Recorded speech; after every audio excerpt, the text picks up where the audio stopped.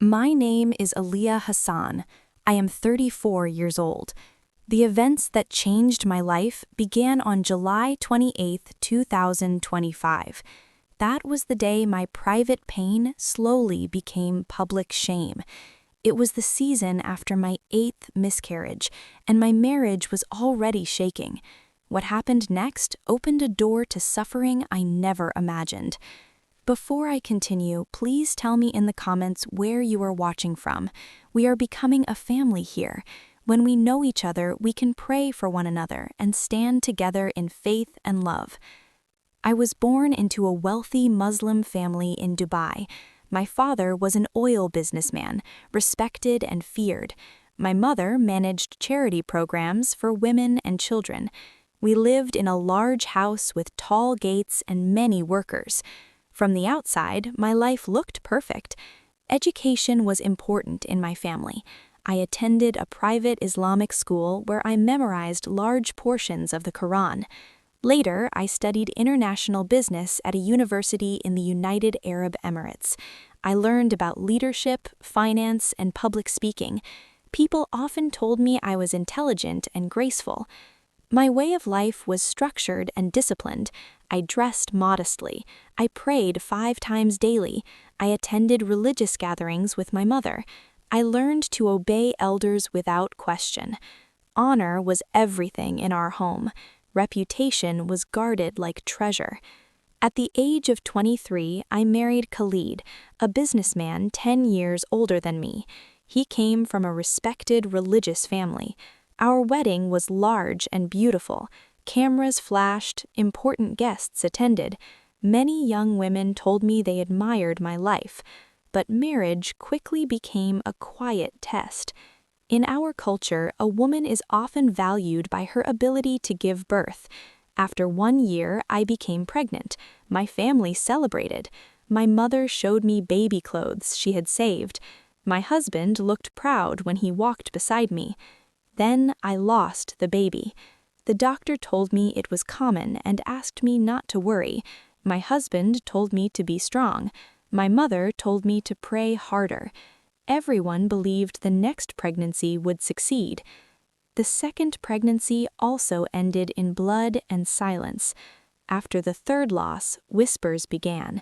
I noticed how some women avoided sitting near me during family gatherings. An aunt told my mother that something might be wrong with me spiritually. A religious leader visited our home and performed prayers over me. He revealed to my husband that sometimes suffering could be a test or even a hidden punishment. By the 4th miscarriage, my husband stopped holding my hand in public. He became distant. He spent more nights outside the house. When I asked if he was worried, he told me I should examine my faith and check if I had disappointed God.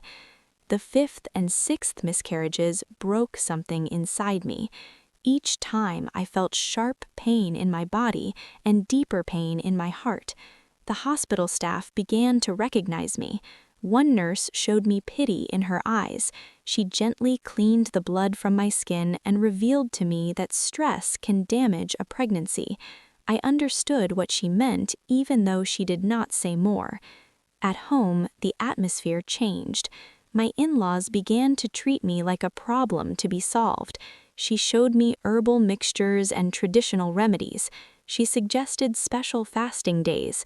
She revealed to me that in their family, women were known for strength and fertility. I felt like I was failing a test no one prepared me for. The 7th miscarriage happened late at night. I remember the pain rising like a wave.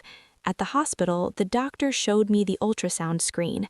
There was no heartbeat. He lowered his eyes before explaining the situation. I felt empty. After the 8th miscarriage, everything collapsed. My husband stopped sleeping in the same room. He told me he needed peace. He began to speak of the future without including me. One evening, I overheard relatives discussing the idea of him taking another wife. They spoke as if I were not in the house.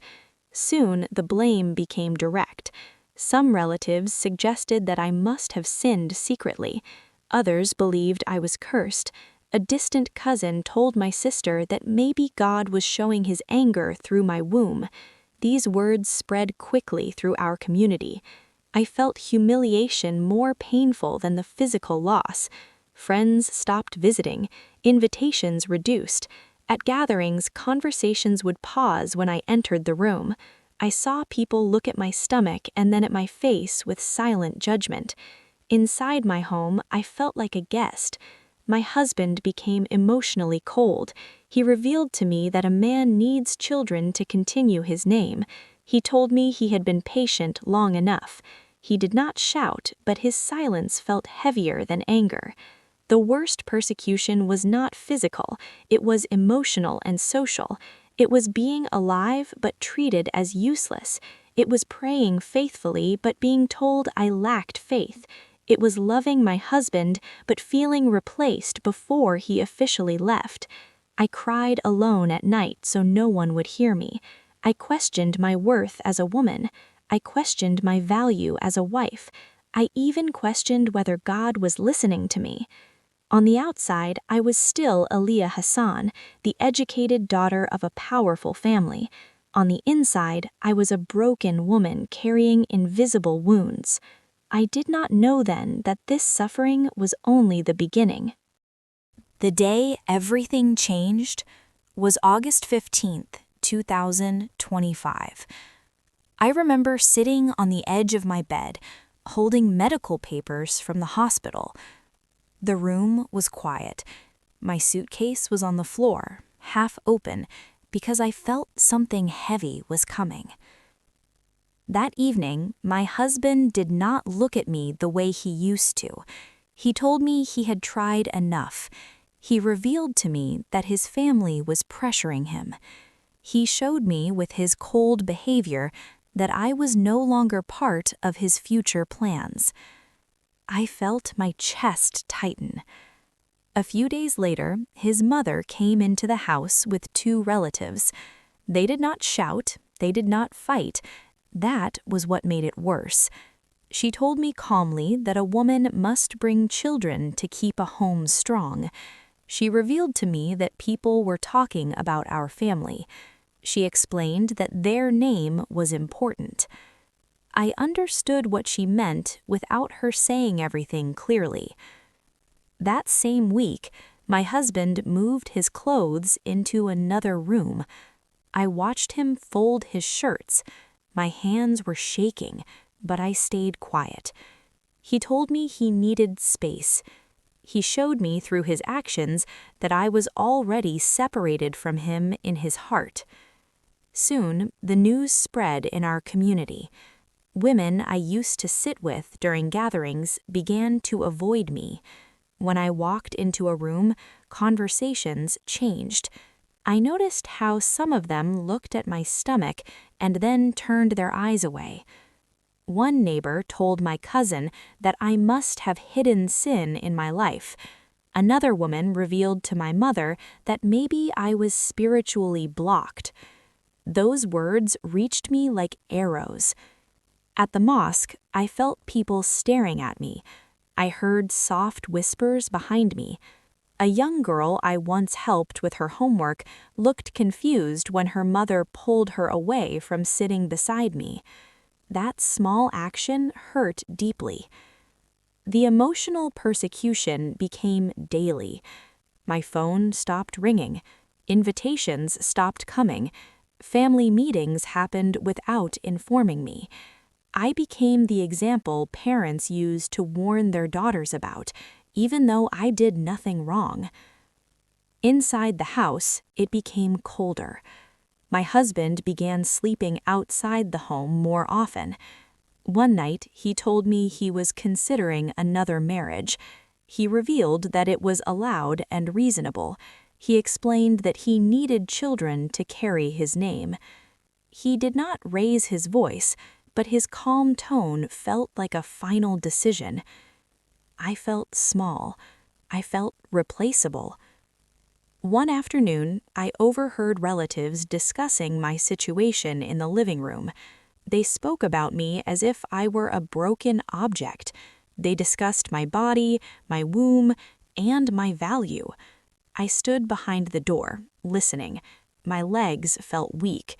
I slowly returned to my room and closed the door quietly.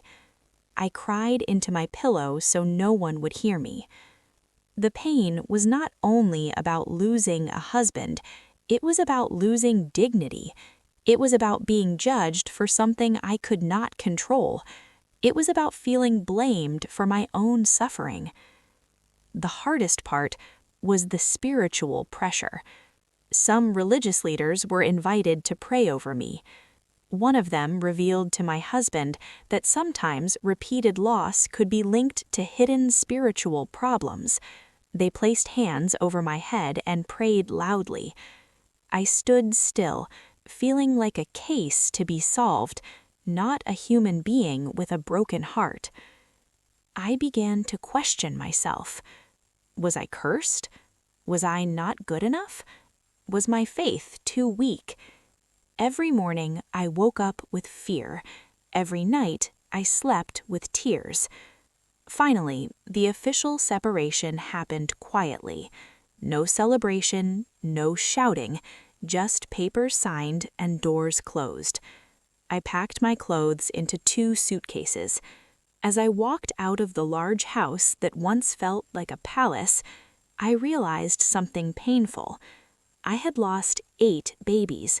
Now I had lost my marriage, and the world believed I deserved it. But deep inside me, a small voice was beginning to ask questions I had never allowed myself to ask before. And that small voice would soon change everything. After my separation, I moved back to my parents' house. The large gates still stood tall, but I did not feel safe inside them anymore. I felt like a disappointment walking through polished floors. My father tried to remain strong. He told me that family honor must be protected. He revealed that people in his business circle were asking questions. I saw stress on his face that I had never seen before. My mother cried often, but mostly in private. She showed me kindness, yet I could feel her fear of what others were saying. The real persecution began when rumors grew. Some people said I was spiritually cursed. Others suggested I had secretly turned away from my faith. A distant relative told my aunt that repeated miscarriage could be a sign of divine anger. That idea spread quickly.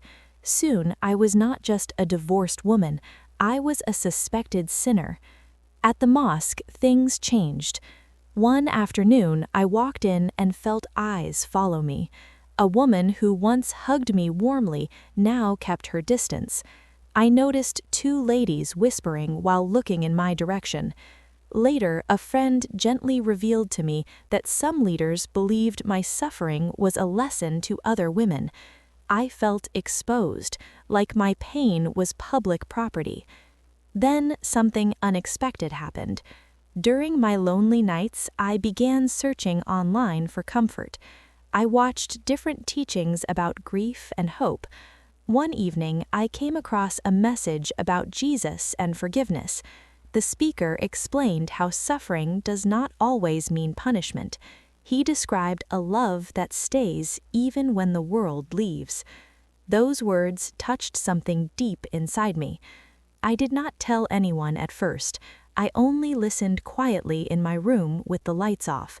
I felt peace in a way I had not felt in years. But secrets do not stay hidden for long.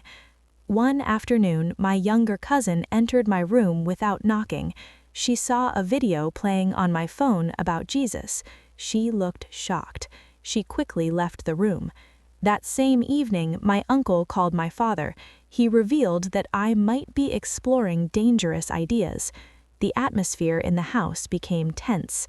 My father called me into his office. He told me that our family reputation was fragile. He revealed that even a rumor of religious change could destroy business partnerships. He explained that leaving Islam in our culture was not just personal, it was seen as betrayal. I felt fear rise in my chest. Within days, extended family members began visiting. They came one after another. Some tried to persuade me gently, others were harsh. One relative showed me articles warning about conversion. Another revealed stories of people who were cut off from their families for changing religion. The pressure became intense. My phone was monitored, my internet use was restricted, my mother checked my room often. A religious teacher was invited to counsel me. He told me that doubt was dangerous.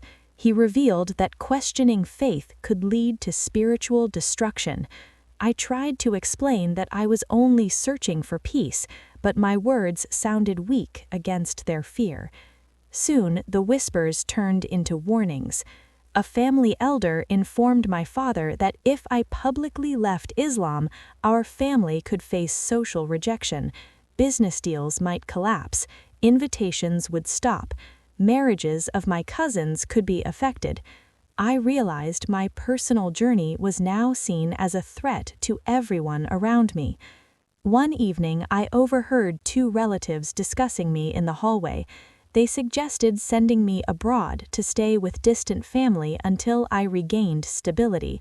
They spoke as if I were unstable, as if grief had damaged my mind. That night, I cried harder than ever.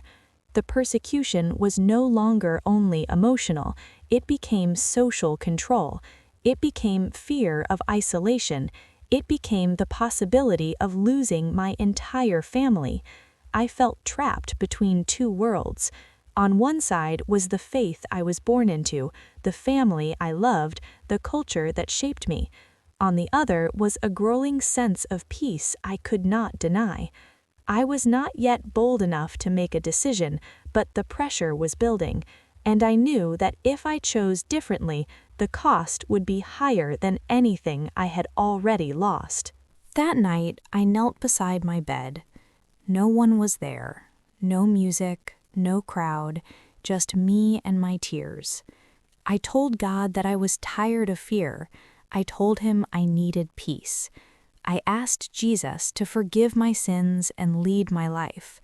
I did not understand everything, but I felt something change inside me. It felt like heavy chains had fallen off my chest. For the first time in many years, I slept peacefully. But peace inside me brought a storm around me. A few days later, my father found messages on my phone about Christianity. He called me into the living room. My mother was sitting there with red eyes. My father told me I was bringing shame to the family. He revealed that people had already begun to talk. He showed me business messages where partners were asking questions about rumors. My hands were shaking. I told him I only wanted to follow what I believed was true. He became angry. He explained that leaving Islam was not just a personal choice in our culture. He revealed that some families completely cut off children who convert. He warned me that I could lose protection, support, and inheritance. Within days, extended relatives arrived again. Some tried to persuade me with calm voices. They told me I was confused because of my divorce and miscarriages. They revealed that grief can make people weak. Others were harsh. One uncle showed strong anger and said people who leave the faith face serious consequences in many countries. I understood the danger. My phone was taken away. My movements were restricted. I was not allowed to go out alone.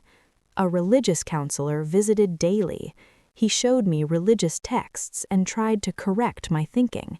He revealed stories of punishment for those who turn away. The pressure was heavy. One afternoon, I overheard two male relatives discussing sending me to another country to stay with strict family members.